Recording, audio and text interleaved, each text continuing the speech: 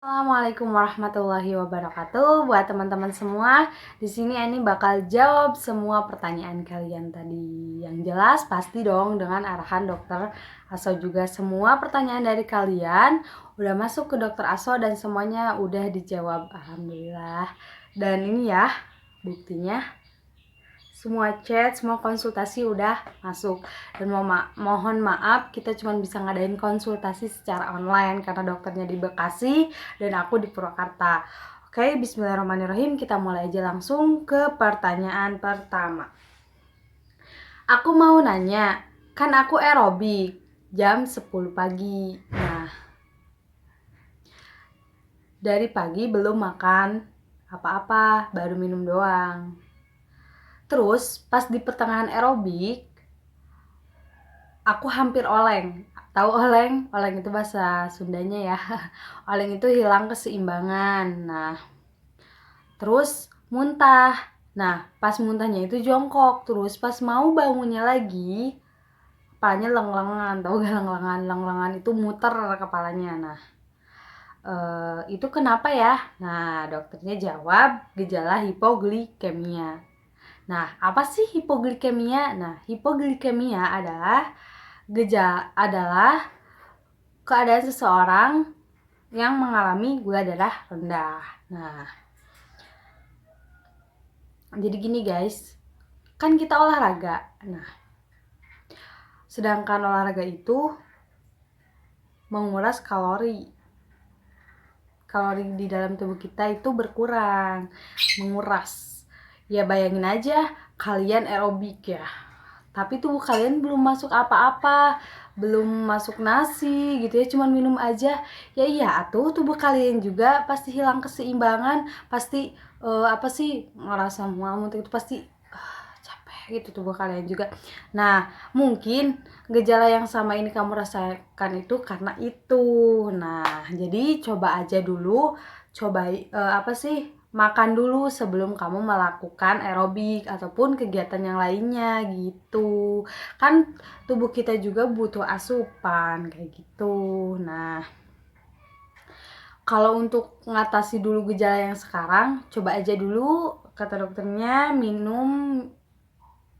coba aja yang manis-manis dulu, kayak misalnya minum teh atau makan permen kayak gitu. Nah, apa sih hipoglikemia itu? Apa yo? Hipoglikemia itu yaitu yang tadi aku bilang. Nah, hipoglikemia adalah kondisi ketika kadar gula di dalam darah berada di bawah normal. Kondisi ini sering dialami oleh penderita diabetes akibat obat-obatan yang dikonsumsi. Tapi bisa juga terjadi sama kita gitu. Jadi yang penting asupan kitanya harus dijaga, harus seimbang gitu. Jadi di sini apa sih gejala hipoglikemia itu? Nah, hipoglikemia itu gejalanya mudah lapar, mudah marah, sulit berkonsentrasi, kesemutan, lelah, pusing, gemetar atau tremor, pucat, keringat dingin, jantung berdebar. Nah, jadi kalau saran di aku ya, ini kan baru masuk ke gejalanya dan belum tentu juga kamu kena gejala ini. Jadi sebisa mungkin perbaiki dulu itu semuanya. Nanti kalau misalnya udah diperbaiki, udah bener semuanya, masih mengalami gejala seperti itu, lebih baik langsung konsultasi sama dokter. Oke, langsung ke rumah sakit atau klinik terdekat. Nah, semoga itu semua bermanfaat ya. Nah, lanjut pertanyaan kedua. Dok, gimana cara tinggi? Pasti ini banyak banget yang nanya. Sebenarnya cara tinggi itu mudah gampang sih. Nah, apalagi kan sekarang banyak lah ya obat peninggi badan. Tapi jangan lupa ya kalian juga minum obatnya yang terpercaya. Jangan yang abal-abal, jangan percaya sama yang murah-murah, intinya mah kayak gitu. Nah, selain obat-obatan juga, selain obat-obatan peninggi badan, kalian juga harus seimbang, kayak misalnya olahraga, main basket, terus renang, dan juga jangan lupa makan makanan tinggi kalsium, contohnya kayak susu, daging, terus ikan, sayuran hijau. Nah, contohnya kayak gitu. Nah, pokoknya kalau kita mau tinggi jangan cuma minum obatnya aja gitu. Jadi kalau minum obatnya aja ya bisa aja ngebantu, cuman kayaknya prosesnya akan lebih lama. Jadi lebih baik dibarengin dengan berusaha, dengan usaha gitu. Kayak olahraga. Aduh, kalau misalnya main basket sama renang itu pastilah itu bakal membantu, dan juga jangan lupa makanannya juga. Oke, semoga bermanfaat. Masuk pertanyaan selanjutnya. Dok, kan pernah ya sebelum aerobik itu aku makan dulu, malah sejam sebelum aerobik, tapi tetap muntah kayak gitu dok, katanya. Kata dokternya, makan apa dulu, katanya. Mungkin makanannya yang terlalu merangsang pencernaan, kayak pedas, kecut, makan terlalu banyak, kopi. Terus apalagi kalau sudah ada riwayat mah, hati-hati sama makanan yang tadi disebut, kata dokternya gitu. Nah, dianya jawab, katanya makan buras. Tahu buras? Buras tuh lontong lah, kayak gitu pokoknya mah. Nah, itu bisa juga pengaruhnya, karena kan itu buras ya, kalau gak salah buras kayak gitu tuh pakai ragi-ragi kayak gitu. Itu teh bisa aja jadi pengaruhnya. Intinya makan aja nasi yang jelas, jangan yang gak jelas. Nah, itu ya. Itu udah pertanyaan selanjutnya. Dok, kalau gejala hipoglikemia itu apa sih? Eh, Gejala kalau pusing termasuk gak, katanya. Ya, jadi tadi kan udah disebutinnya yang tadi. Nah, itu pusing juga termasuk gejalanya. Nah, pertanyaan selanjutnya. Aku kan KB 3 bulan ya yang suntik itu. Nah, biasanya orang tuh suka pada ngisi atau berat badannya nambah gitu kalau udah 2 atau 3 kali suntik. Nah, gitu. Aku udah 6 kali suntik tapi berat badannya nggak naik-naik, katanya gitu. Kenapa ya? Nah, jawaban dokternya, iya sih memang biasanya EPKB itu ke berat badan juga ngaruh. Tapi kan itu gimana respon tubuh kita, karena respon tubuh seseorang tuh suka beda-beda, gak semuanya sama gitu. Jadi ya sih memang biasanya EPKB hormonal bisa bikin BB naik karena kuat makan. Nah gitu kata dokternya. Jadi sarannya apa? Nah, program naikin berat badan. Oke, semoga bermanfaat. Pertanyaan selanjutnya.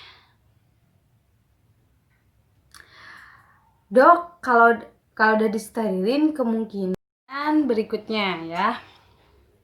Katanya kalau udah disterilin kemungkinan bisa hamil lagi nggak, katanya. Ya, soalnya udah disterilin tapi gak haid lagi, terus perutnya tuh kayak orang yang lagi hamil gitu, terus suka kram juga, takutnya bukan hamil malah penyakit. Gejalanya suka mual, kram perut, pipis terus. Nah, jawaban dokternya adalah kalau yang udah disterilin itu gak bisa hamil lagi. Nah, terus maksudnya seperti orang hamil atau perut membesar kayak gimana, kata dokternya. Nah, jadi karena dokternya cuma bisa ngasih jawaban seperti itu, jadi sarannya coba cek aja ke dokter kandungan supaya lebih jelas, lebih detail lagi gitu. Karena kan aku konsultasinya sama dokter umum, jadi coba aja konsultasi sama dokter kandungan supaya lebih jelas, lebih detail, pokoknya semuanya lebih terperinci gitu dibandingin jawaban dari aku sama dokter gitu. Intinya setahu aku juga kayak gitu, kalau yang udah disterilin itu biasanya nggak bisa hamil lagi biasanya, tapi lebih lanjut lebih baik ditanyain sama dokter yang ahlinya langsung gitu.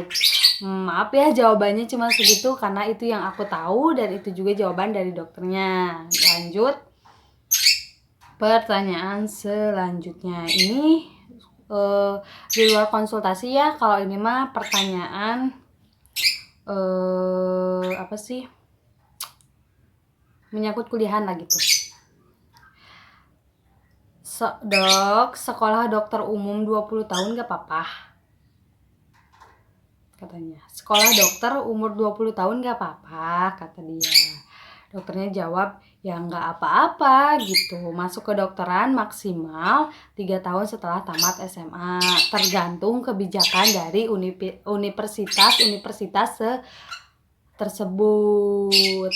Nah, jadi buat teman-teman cukup sampai di sini dulu aja. Semua pertanyaannya alhamdulillah udah dijawab. Mudah-mudahan memuaskan. Mohon maaf yang jawabnya cuman sedikit kayak gitu, dan mohon maaf juga Ani tutup sebentar. Cuman beberapa pertanyaan yang dijawab karena aku kesian juga ke dokternya. Baru nyampe Bekasi pas malam, terus paginya udah dikasih pertanyaan banyak. Aku juga ngucapin makasih banyak buat Dokter Aso yang udah udah mau jawab semua pertanyaan dari kami. Intinya semoga bermanfaat bagi kalian semua. Insya Allah selanjutnya kita bakal sesi pertanyaan lagi, tapi insya Allah dengan dokter yang lain. Tapi rencana sih sama partner aku ya, yang jelas udah kayak kakak sendiri banget ini mas, sama dokter Abdul Gopur. Insya Allah karena udah mulai chat-chat lagi, insya Allah nanti sama dokter Gopur bakal bebas. Kalian mau tanya tentang kuliahan kedokteran, kalian mau tanya tentang kesehatan ini, kesehatan itu, pokoknya nanti bebas deh nanyanya mau apa aja. Dari sekarang siapin aja pertanyaannya. Nanti dokternya pasti bakal jawab sama dokter Gopur itu.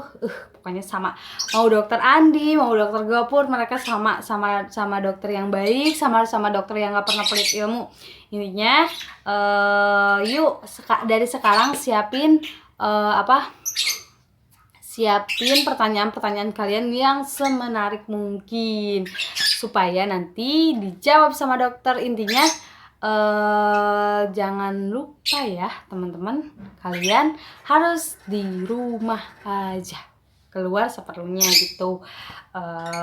Pokoknya buat kalian selalu jaga kesehatan, sehat selalu.